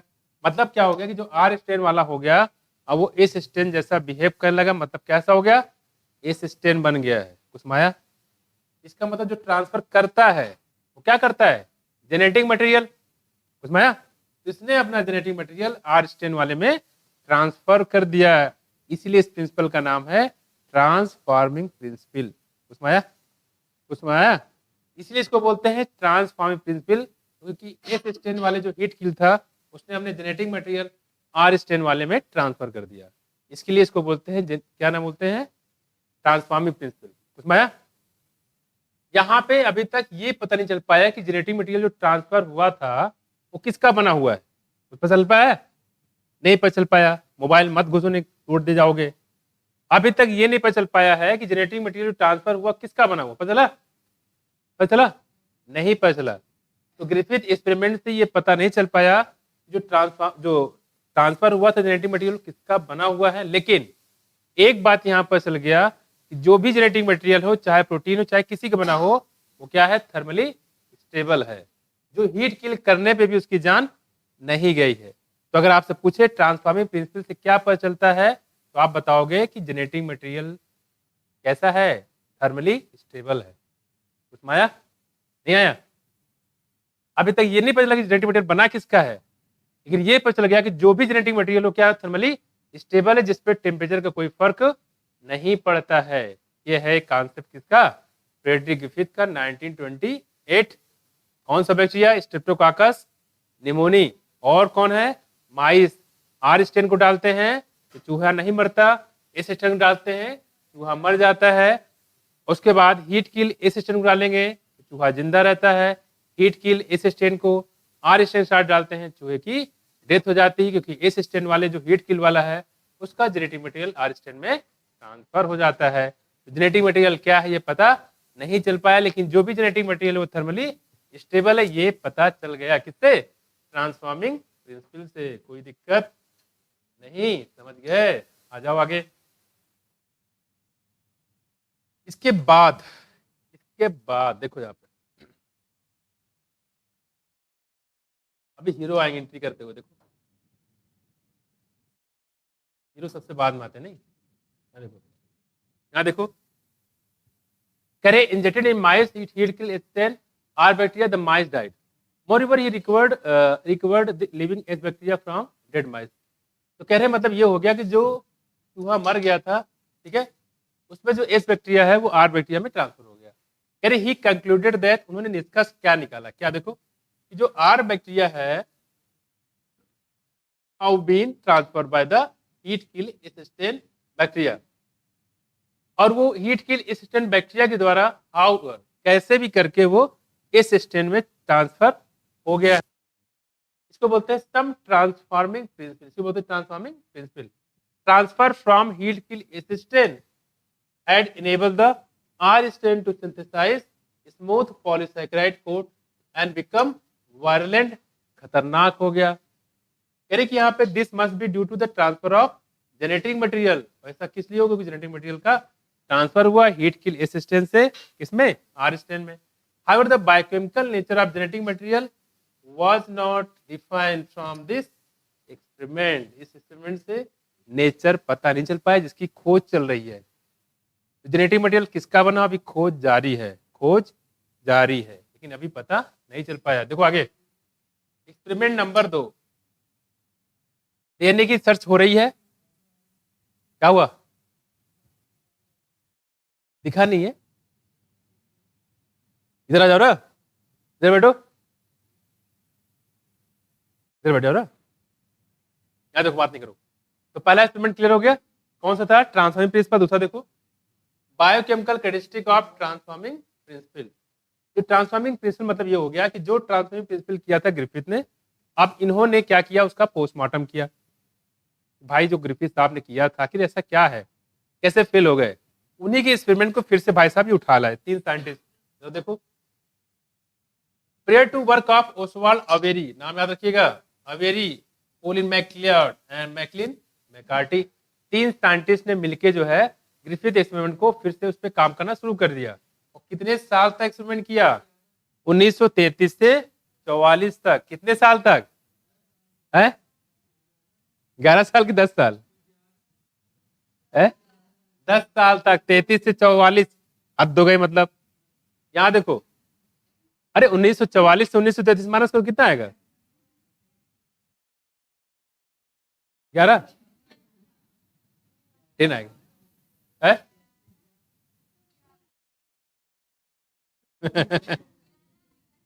11 आएगा ना, 11 साल तक, है ना। तुम लोग देख रहे, तुम लोग करके क्या बात कर रहे हो ऐसी, कुछ तो क्या बात कर से आज क्या बात क्या कहा तो 1900 है। हमने कब कहा 10 आएगा? यहाँ देखो यार 1933 से ठीक है ये देखो 1933 से 1944 तक यानी कि सुन तो लो 1933 से 1944 तक एक्सपेरिमेंट करते रहे। देखो यहाँ पे आप कह रहे कि काफी लंबा समय हो गया। देखो इसमें genetic material was thought to be a protein, यानी कि 1933 से 1944 तक लोग यही मानते थे कि जेनेटिक मटेरियल क्या है? प्रोटीन का बना हुआ है। किसका? प्रोटीन का। They work to determine the biochemical nature of transforming principle, और जो ट्रांसफॉर्मिंग प्रिंसिपल है उन्हीं पर उन्होंने काम करना शुरू किया, जो किसका था? ग्रिफिथ का था। देखो क्या किया उन्होंने, देखो प्योरिफाइड बायोकेमिकल प्रोटीन, इन्होंने जो प्रोटीन है उसको प्योरिफाइड किया, डीएनए को किया, आरएनए किया, इन सबको क्या किया? प्योरिफाई किया, और एक एक करके उन्होंने स्टडी किया। देखो from the heat kill H cell, जो हीट किल एच सेल होता है, अब देख रहे जो हीट किल एच सेल से क्या चीज जो ट्रांसफर हुआ आर स्ट्रैंड में, वो इन्फेक्शन करता है। देखो विच वन कुड ट्रांसफर, ऐसा क्या ट्रांसफर हुआ इसमें एल आर वाले में कि आर वाला जो है एस स्ट्रैंड बन गया into S cell. They discover that DNA alone, अब बाद में इन्होंने ये बताया कि जो मात्र डीएनए होता है, DNA alone form S bacteria causes R bacteria to become transform. एक एक करके उन्होंने स्टडी किया। पहले एंजाइम इन्होंने यूज किया था प्रोटीन के लिए, प्रोटीएजेस, पहले प्रोटीएजेस एंजाइम यूज किया। जब प्रोटीएजेस एंजाइम यूज करेंगे तो प्रोटीन क्या हो जाएगा? खत्म हो जाएगा। प्रोटीन को डाइजेस्ट कर दिया जाएगा, प्रोटीन खत्म हो जाएगा। फिर जब इन्होंने देखा कि ट्रांसफर हो रहा है तो बिल्कुल होने लगा। फिर उन्होंने लिया क्या? आरएनए यूज किया। जब आरएनए यूज किया तो बोला फिर भी ट्रांसफर हो रहा है, जो आर स्ट्रैंड वो स्ट्रैंड बदल रहा है। जब उन्होंने डीएनए यूज किया, डीएनए तब ट्रांसफॉर्मेशन नहीं होता है। तो इससे ये इन्होंने बताया कि जो ट्रांसफॉर्मिंग जो मटेरियल हो क्या है? डीएनए है। लेकिन ज्यादातर जो साइंटिस्ट इनकी बात से सहमत नहीं थे। यहाँ देखो he also discovered that protein digesting enzyme, कौन सा? प्रोटीजेस यूज किया, एंड आरएनए डाइजेस्टिंग एंजाइम यानी कि आरएनए यूज किया। ध्यान रखना spelling, capital R capital N ASES, RNA did not affect transformation, और ये ट्रांसफॉर्मेशन पे कोई इफेक्ट नहीं डालता। तो the transforming substance was not a protein, ना तो प्रोटीन था ना तो आरएनए था। अगर ऐसा होता तो एंजाइम डालने की वजह से तो खत्म हो गए थे, नहीं होना चाहिए था, लेकिन फिर भी होता है। डायसन विद डीएनए, जब डीएनए यूज करते हैं, डिड इनहिबिट द ट्रांसफॉर्मेशन, तो ट्रांसफॉर्मेशन नहीं होता है। Suggesting that DNA cause the transformation, यानी कि जो डीएनए होता है वही वास्तव में ट्रांसफॉर्मेशन करता है। मतलब आर स्ट्रैंड वाले को किस बदलता है? एस स्ट्रैंड वाले में बदलता है। तो मैकलियार्ड, मैकार्टी और अवेरी, तीन साइंटिस्ट ने 1933 से 1944 तक काम किया। खत्म है ग्रिफिथ के एक्सपेरिमेंट पे दोबारा। यहाँ देखो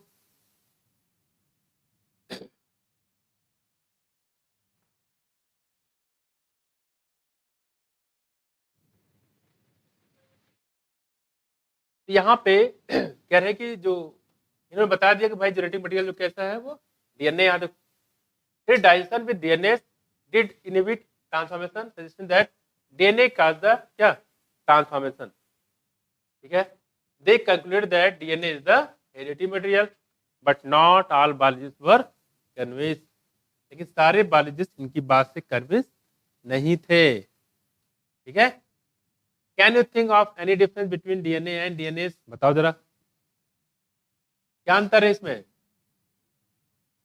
है कौन सा एंजाइम? ये वाला? ये क्या है? और ये क्या है बच्चा मेरे? Genetic material. और ये क्या है फिर?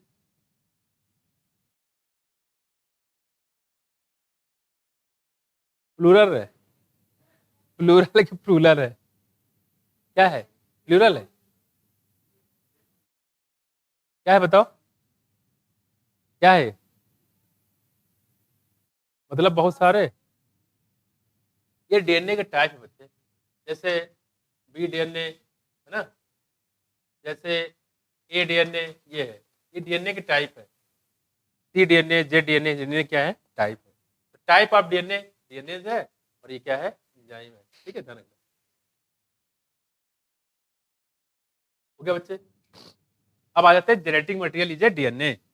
साफ साफ यहाँ लिख दिया गया कि जेनेटिक मटेरियल क्या है, डीएनए है। यानी कि अब आएंगे हीरो हमारे, देखो इनके बाद देखो एक्चुअली होता क्या, जब तक कोई एक्सपेरिमेंटल मटेरियल ना हो, एक्सपेरिमेंट करके लोगों को ना बताया जाए तो वो समझते नहीं है, ठीक है, बशर्ते वो अंधभक्त ना हो, ठीक है, अगर वो कुछ भी बताया तो समझ जाएंगे वो। यहाँ देखो अब कह रहे हैं जो जेनेटिक मटेरियल क्या है, डीएनए है। एक साइंटिस्ट आया, इनका नाम था क्या, हर्षे और चेज, 1952 में इन्होंने पूरा एक्सपेरिमेंट करके दिखाया सामने, ठीक है, तब लोगों को विश्वास हुआ कि नहीं जेनेटिक मटेरियल डीएनए है। जैसे हर्षे और चेज साहब कह रहे हैं बिल्कुल ये बात सही है, और इनके एक्सपेरिमेंट से क्या हो गया, क्या माथा, क्या कह रही हो, कौन फीमेल है, माठा अरे यार तुम लोग और मेल फीमेल लगा रहे थे, देखो देखो, तो कह रहे कि जो हर्षे और चेज थे, कैसे बदल के तुम लड़की है ये, कहाँ देख लें, हमको दिखा दो, हमको नहीं दिख रहा है, तुम दिखा दो, दिखा दो, अब दिखा दो, यहाँ देखो, हद हो जाती है, मतलब देखो जो बताएंगे ध्यान नहीं देंगे, यहाँ देखेंगे, यहाँ देखो, और उसका वो पता चेक कर रही है कौन है, अरे होंगी, ये देखो काम क्या किए, ये देखो मेल फीमेल उससे क्या मतलब है, यहाँ देखो इधर ये पूछा गया, देखो इधर देखो, the unequivocal proof that DNA genetic material came from the experiment of Alfred Hershey and Martha chase 1952, ये लाइन कई बार पूछा गया है और कई बार रिपीट भी किया गया है, ठीक है, अनइक्विवोकल प्रूफ मतलब इसमें कोई संदेह नहीं रह गया कि डीएनए ही जेनेटिक मटेरियल है, बस मैं कुछ, तो हर्शे और चेज के एक्सपेरिमेंट से कोई बाद 1952 जिन्होंने किया था, इसके बाद कोई संदेह नहीं रह गया कि डीएनए जेनेटिक मटेरियल नहीं है। तो इस पे क्या देखो, वायरस पे that infect bacteria called the bacteriophage, इन्होंने काम किया था बैक्टीरियोफेज वायरस पे, किस पे काम किया, बैक्टीरियोफेज वायरस पे। ग्रिफिथ ने किस पे काम किया था, स्ट्रेप्टोकाइटस बैक्टीरिया, जो वायरस होता है बैक्टीरिया से अटैच हो जाता है और क्या करता है, अपना जेनेटिक मटेरियल क्या करता है, ट्रांसफर कर देता है into the bacteria cell.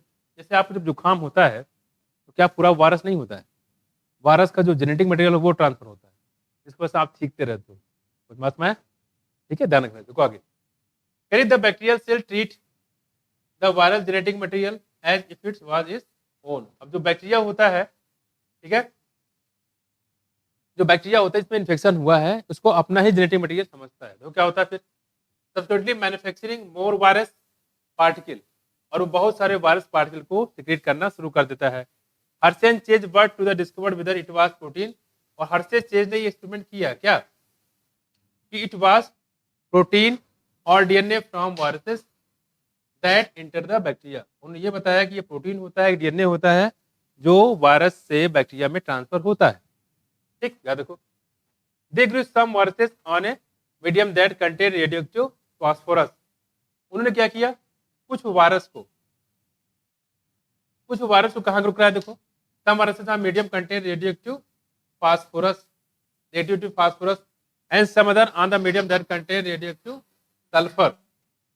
Phosphorus जो बात करेंगे, नॉर्मल वाला कितना होता है 31, कौन सा 31, लेकिन जो रेडियो एक्टिव होता है बच्चे कितना हो जाएगा, 32, ठीक है।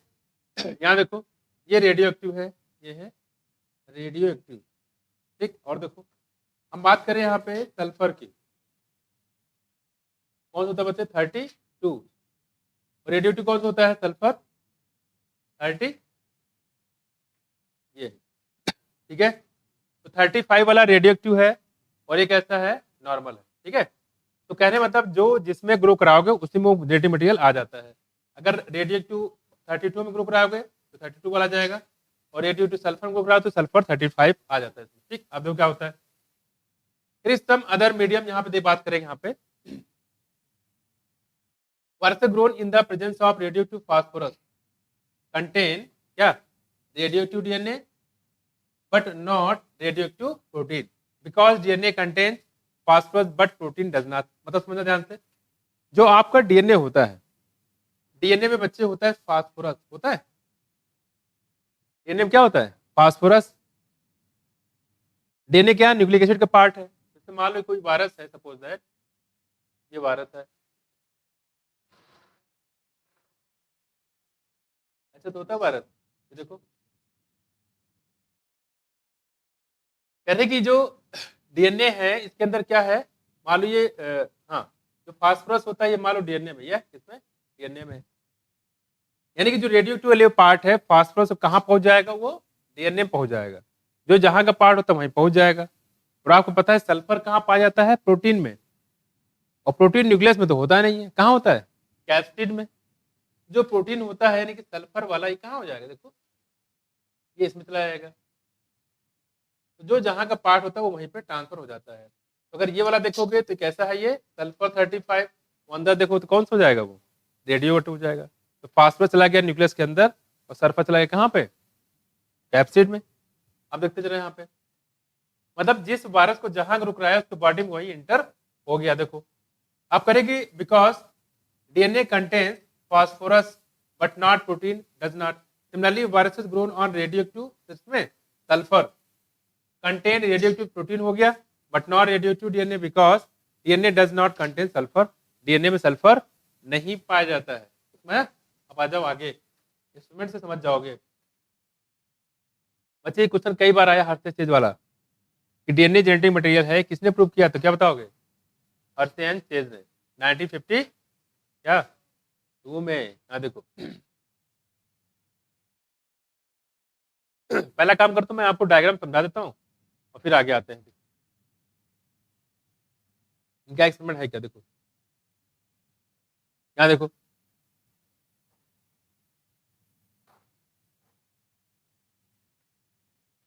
तो हर्षे चेज की एक्सपेरिमेंट है। पहली चीज तो इसके स्टेप कितने तरह देखो। पहला स्टेप क्या है, ये देखो यार, इन्फेक्शन। दूसरा क्या है, ब्लेंडिंग। तीसरा क्या है, ये तीनों स्टेप पूछे जाते हैं, इन्फेक्शन, ब्लेंडिंग और सेंट्रीफ्यूगेशन। यहाँ देखो, यहाँ पे कह रहे हैं कि जो यहाँ देखो, यहाँ पे देखो रेडियो एक्टिव सल्फर 35 दिया हुआ है, ठीक है। और ये किसका पार्ट है, प्रोटीन का। किसका पार्ट है, प्रोटीन का, है कि नहीं। तो कह रहे हैं कि यहाँ पे जो सल्फर प्रोटीन पार्ट थी कहाँ रहेगा, कैप्सिड में। ये जो रेड वाला दिख रहा है आपको बच्चे, ये इसको क्या बोलते हैं, कैप्सिड। उसके बाद देखो अंदर वाला, तो अंदर वाला जो डीएनए दिख रहा है आपको ब्लैक कलर का, वो कैसा है, नॉर्मल है। कैसा है, नॉर्मल है, कोई दिक्कत।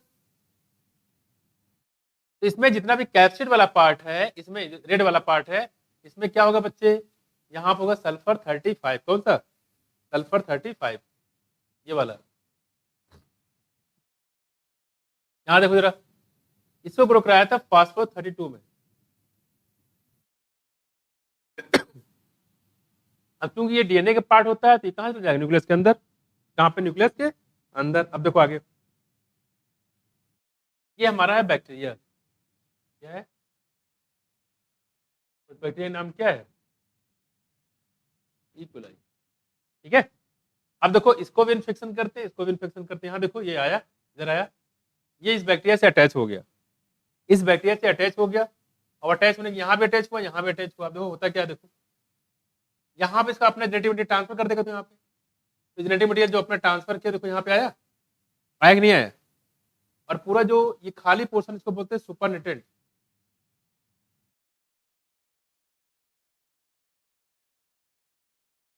इसको डिब्बा बोल सकते हो। खाली डिब्बा कहाँ से लाएगा, ऊपर लगे बाहर, ठीक है। तो जो सुपरनेटेंट था वो रेडियो एक्टिव था, कि जो अंदर न्यूक्लिक एसिड आया वो रेडियो एक्टिव है? कौन सा, जो अंदर आया ये कैसा है, ये नॉर्मल है। ये इसमें कहा प्रोटीन का पार्ट है ना, तो रेडियो एक्टिव पार्ट ये वाला सुपरनेटेंट में है। जो इन्फेक्शन किया न्यूक्लिक एसिड जाएगा ना, न्यूक्लिक एसिड कैसा है, नॉर्मल है, उसमें आया। ये देखो यहाँ पे, अब देखो क्या होता है, इसके बाद ये निकल के बाहर चला गया। यहाँ जब इसको घुमा देते हैं तो यहाँ देखो आया, इसमें क्या दिखेगा, नो रेडियो एक्टिव सल्फर 35। क्या इसमें सल्फर 35 दिखेगा, नहीं दिखेगा, ठीक है। अब देखो यहाँ पे, लेकिन जो ये सुपरनेटेंट था, ये क्या इसमें रेडियो एक्टिव दिखेगा, बिल्कुल दिखेगा। देखो radio active sulphur 35 in the supernatant. तो सुपरनेटेंट में 35 दिखता है, जबकि बैक्टीरिया के अंदर जो इन्फेक्शन हुआ है उस डीएनए में कोई रेडियोएक्टिव एलिमेंट नहीं है। उसमें आया? अगर प्रोटीन ट्रांसफर होता तो यहाँ पे रेडियोएक्टिव एलिमेंट आ जाना चाहिए था, लेकिन ट्रांसफर क्या हो रहा है यहाँ पे? डीएनए, और डीएनए ट्रांसफर हो रहा है। डीएनए कैसा है यहाँ पे? नॉर्मल, इसलिए इसमें कोई रेडियोएक्टिव एलिमेंट नहीं आया। उसमें आया? यहाँ देखो, ऐसे यहाँ पे जब ट्रांसफर करेंगे बच्चे, तो यहाँ पे जो जेनेटिक मटेरियल कौन सा है? वो रेडियोएक्टिव वाला, और जेनेटिक मटेरियल यहाँ पे ट्रांसफर हो, देखो यहाँ पे आया रेड वाला। इसका मतलब इस बैक्टीरिया के अंदर जब चेक करोगे तो रेडियोएक्टिव एलिमेंट मिलेगा, मिलेगा बिल्कुल रेड वाला। यहाँ इस सेल के अंदर जो डीएनए कैसा है? रेडियोएक्टिव। यहाँ देखो रेडियोएक्टिव 32 है इटेटेड इन द सेल, लेकिन जो सुपरनेटेंट है ये कैसा हो जाएगा? नॉर्मल हो जाएगा। सुपरनेटेंट इन द कैसा हो जाएगा? नॉर्मल। बताओ इसमें क्वेश्चन में आया तो बताओ। 3 स्टेप इन्फेक्शन, ब्लेंडिंग और सेंट्रीफ्यूगेशन, ये है हर्षे चेज का पूरा एक्सपेरिमेंट।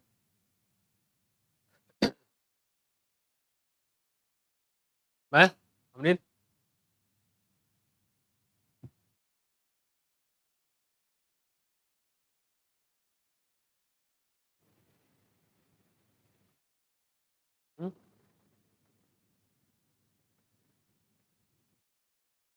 मैं आशी, कोई दिक्कत तो नहीं? तो इससे ये प्रूफ हो गया यहाँ पे कि जेनेटिक मटेरियल क्या है वो, मतलब ये तो ट्रांसफर होता है, ट्रांसफर जो होता है जेनेटिक मटेरियल ट्रांसफर होता है, ये तो पता ही था पहले से, लेकिन जो ट्रांसफर होता है उसमें क्या ट्रांसफर होता है इससे यहाँ पे क्लियर हो गया। जेनेटिक मटेरियल क्या है? वो डीएनए है। बस मैं कुछ, क्योंकि जो रेडियोएक्टिव फास्फोरस वो सॉरी प्रोटीन जो होता है वो डीएनए में पाया नहीं जाता है, इसका मतलब जो ट्रांसफर हो रहा है वो कौन सा है? रेडियोएक्टिव एलिमेंट कौन सा है? वो डीएनए। तो इनके एक्सपेरिमेंट से प्रूफ हो गया कि जेनेटिक मटेरियल क्या है? डीएनए। 3 स्टेप याद रखिएगा, क्या? इन्फेक्शन, ब्लेंडिंग और सेंट्रीफ्यूगेशन। सीक्वेंस है ये आईबीसी, जैसे आईपीसी होते हैं वैसे आईबीसी आप तक रखिएगा। इन्फेक्शन, ब्लेंडिंग और सेंट्रीफ्यूगेशन पूछा जाता है ये, ठीक है? अब आ जाओ आगे।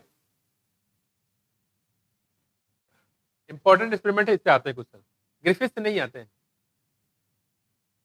ग्रिफिथ से मुझे लगा शायद ही कभी बहुत रेयरली आए होंगे। यही क्वेश्चन इसी से आते हैं। देखो आगे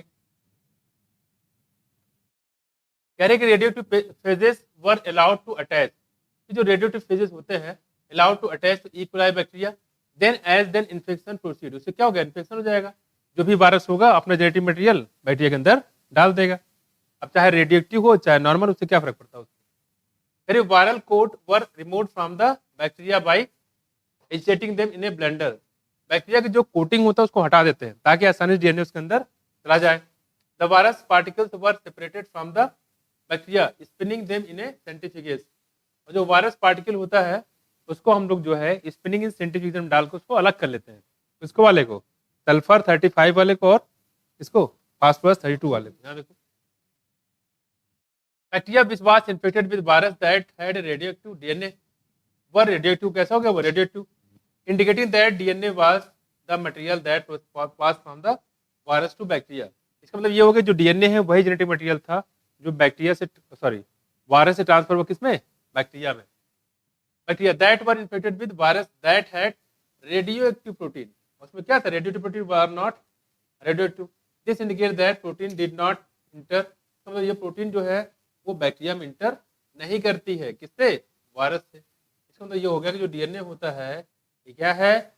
जेनेटिक मटेरियल है जो पास होता है कहाँ से? वायरस से बैक्टीरिया में। उसमें जेनेटिक मटेरियल क्या है? डीएनए। क्या है? डीएनए। अच्छा इसमें कोई दिक्कत बताओ? सीक्वेंस याद रखिएगा, इन्फेक्शन, ब्लेंडिंग और सेंट्रीफ्यूगेशन पूछा जाता है। गड़बड़ कर दोगे तो पाप पड़ेगा बहुत तेज। और फिर से बता दो, ग्रिफिथ में पढ़ाया हूँ, ये क्वेश्चन आता है सिर्फ इसी से, इससे हर्षे चेज एक्सपेरिमेंट, इसी से क्वेश्चन आता है।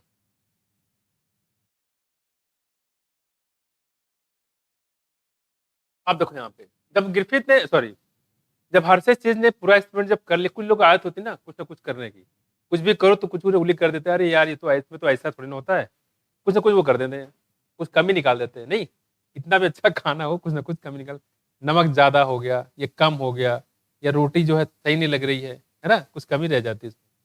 वैसे यहाँ कुछ लोग और खड़े हो गए यहाँ पे, भाई साहब आपने प्रूफ तो कर दिया जो डीएनए जेनेटिक मटेरियल है, लेकिन जो वायरस उनमें क्या वायरस में तो आरएनए होता है।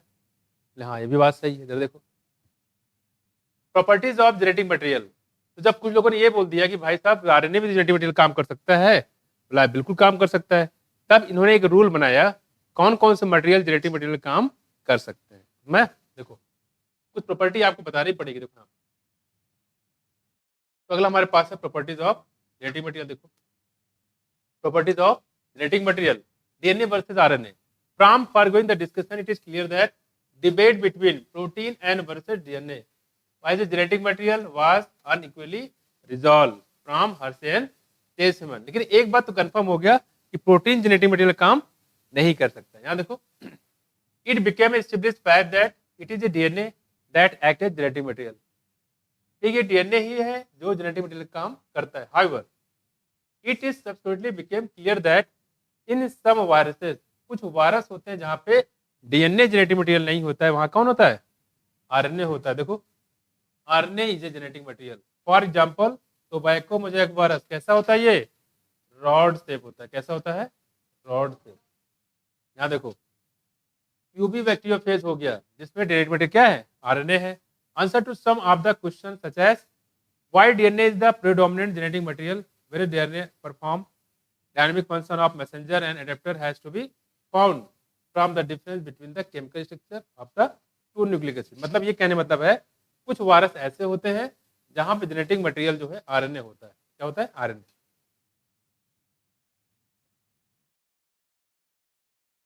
तो मतलब ये कि जेनेटिक मटेरियल काम आरएनए भी कर सकता है और डीएनए भी कर सकता है, लेकिन कुछ कंडीशन के साथ।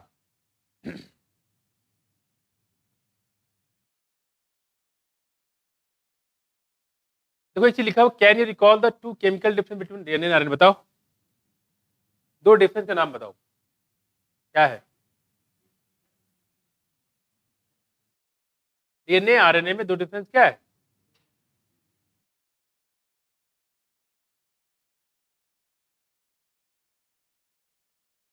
आप बोलो।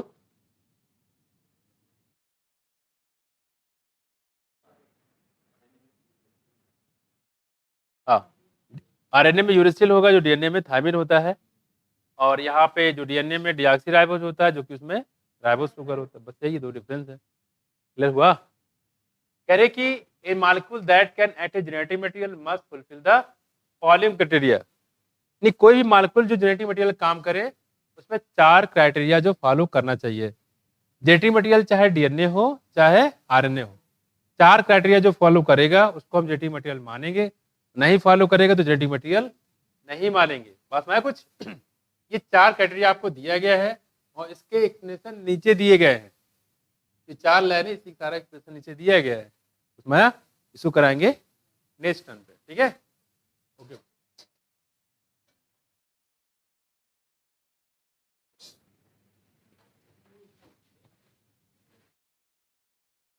आपका टेस्ट टॉपिक वही है, ह्यूमन हेल्थ डिजीज और साथ में इकोलॉजी।